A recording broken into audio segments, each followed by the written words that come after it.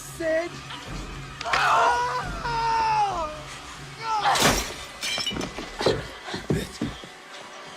In your dreams.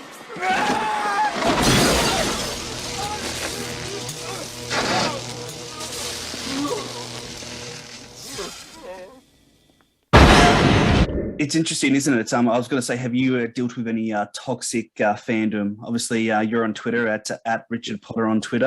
Yes. I'm only a finger click away to abuse you about why I don't like the first Scream or the second Scream. Have you had any And I get personal?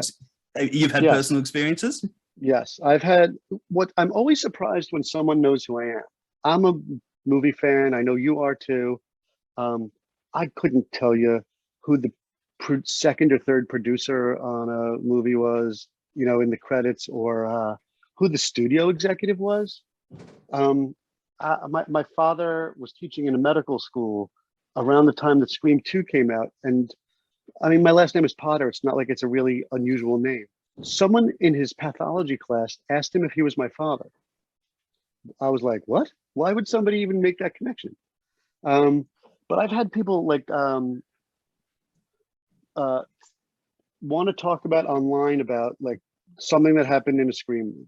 An example is whether Stu is alive or not. That debate that happens. And I basically said, there was never a discussion of Stu living. The intent when we shot it was that he was dead. He's stabbed. He's bleeding to death. A television, those old school TVs, falls on his head, probably cracks his skull and electrocutes him. The idea was, no way anyone survives this. And someone was telling me I was wrong because Matt said in an interview that Wes told him that there was a discussion of him coming back.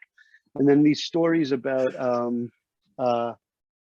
Stu comes back and he's running a cult that Kevin had said that was his idea for Scream 3. And I'm saying, I was there. We never talked about that. Kevin may have had ideas like that, but that was never discussed.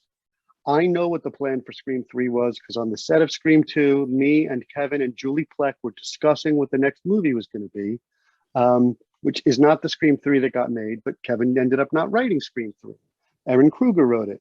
And this person was telling me my arrogance and having a big head because I worked on some Scream movies. And I'm like, I'm not here to argue with you. I'm telling you what was happening at the time that we were making the movies. Stu was dead. There was never a discussion of Stu coming back. There was, I believe that Kevin had, if Kevin said in an interview that he had the idea for the cult, I believe him. And if he had thought about Stu being a cult later, I believe him, of course. But what I've said to these people is, you're not giving any credit to Wes Craven or to Kevin Williamson to think that they left a story hole, particularly just saying Scream 2, where it's a year later, Sydney's in college, someone shows up in a ghost face mask and starts stalking her and killing her friends, and no one says, hey, is Stu still locked up? Isn't he obviously the first suspect?